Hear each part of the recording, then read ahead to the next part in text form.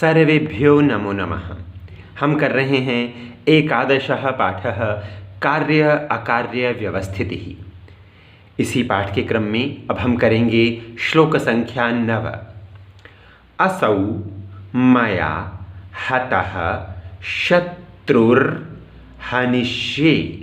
च अपरान् अपि ईश्वरो अहं भोगी सिद्धः अहं बलवान् सुखी।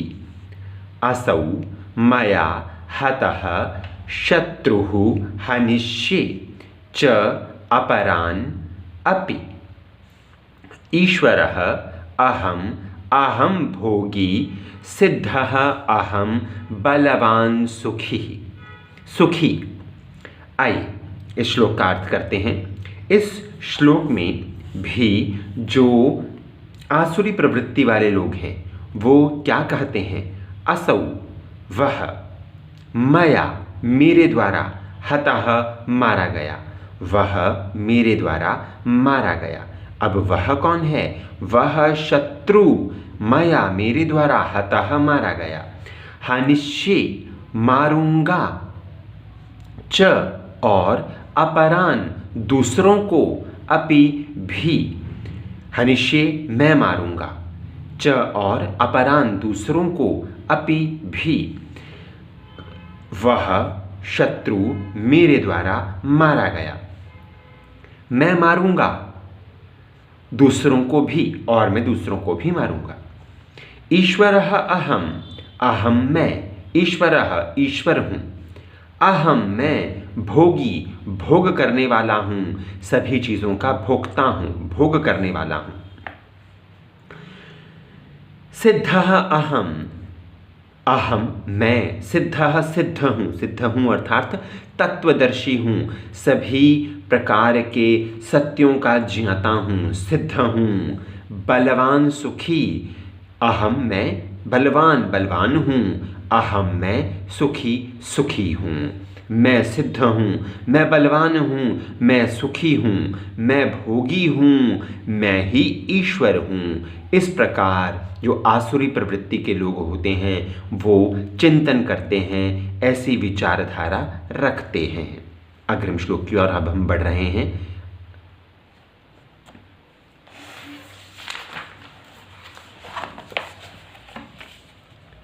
अग्रिम श्लोक, दशमः श्लोकः।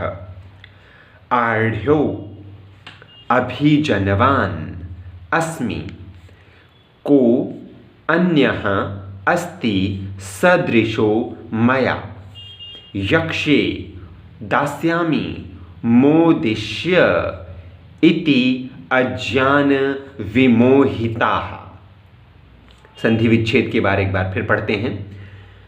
आढ्यः अभिजनवान् अस्मि, कः अन्यः अस्ति सदृशः मया, यक्ष्ये दास्यामि मोदिष्य इति अज्ञान विमोहिताः। आढ्यः हिंदी अर्थ कर रहे हैं अब हम। आढ्यः ये फिर से अभिमानी लोग स्वयं को सर्वश्रेष्ठ मानते हुए ऐसा कहते हैं। आढ्यः धनी, अभिजनवान होता है ऊंचे कुल वाला। मैं धनी हूँ, ऐसी वो विचारधारा रखते हैं। अहम आढ्यः मैं धनी हूँ, अहम अभिजनवान मैं बड़े कुल वाला, अस्मि हूँ। कः अन्यः, कः कौन, अन्यः दूसरा, अस्ति है, मया सदृशः मेरे समान कौन दूसरा है, मतलब मेरे समान कोई और दूसरा नहीं है, वे अपने समान किसी को मानते ही नहीं हैं। यक्ष्ये मैं यज्ञ करूँगा, दास्यामि मैं दान दूंगा, मोदिष्य मैं मनोरंजन करूँगा, मैं आनंद का अनुभव करूँगा, इति ऐसा अज्ञान विमोहिताः अज्ञान से भ्रमित लोग कहते हैं। जो अज्ञान से भ्रमित हुए, अज्ञान से मोहित हुए लोग, जो आसुरी लोग हैं, वो यही विचारधारा रखते हैं कि मैं यज्ञ करूँगा, मैं दान दूंगा और मैं ही आनंद का अनुभव करूँगा, मनोरंजन करूँगा। इस प्रकार मिथ्या धारणाएं वे अपने मन में संजोते हैं। अग्रिम श्लोक आप सबके समक्ष।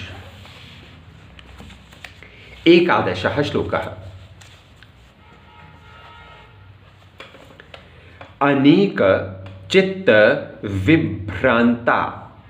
विभ्रांताः हो जाएगा, मोह जाल समावृताः, प्रसक्ताः काम भोगेषु पतन्ति नरके अशुचौ। अनेक। आइए अब हम इसका अर्थ करने जा रहे हैं इस श्लोक विशेष का। अनेक चित्त विभ्रांताः।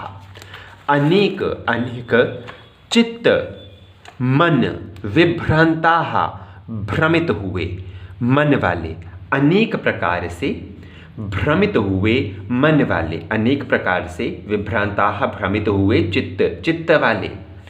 मोह जाल समावृताः। मोह जाल, मोह रूपी जाल से समावृताः घिरे हुए, संसार रूपी मोह जो है उसके जाल से घिरे हुए। प्रसक्ताः, प्रसक्ताः अर्थात लगे हुए। काम भोगेषु, कामनाओं में और भोगों में लगे हुए, कामनाओं में और भोगों में लगे हुए अनेक प्रकार से भ्रमित मन वाले और संसार रूपी मोह माया के जाल से घिरे हुए, काम भोगों में लगे हुए जो लोग होते हैं वो अशुचौ, अपवित्र, नरक में पतन्ति गिरते हैं। नरके और अशुचौ दोनों में ही सप्तमी एक वचन का प्रयोग है। अशुचौ विशेषण, नरके विशेष्य। तो अपवित्र नरक में गिरते हैं कौन? जो अनेक प्रकार के मन से विभ्रांत हुए हैं, भ्रमित हुए हैं और मोह जाल से घिरे हुए हैं। वे सब काम भोगों में लगे हुए अपवित्र नरक में गिरते हैं। तो इस प्रकार इस वीडियो में हमने 3 श्लोकों का अध्ययन किया। श्लोक संख्या 9, 10, 11। धन्यवादः। नमो नमः।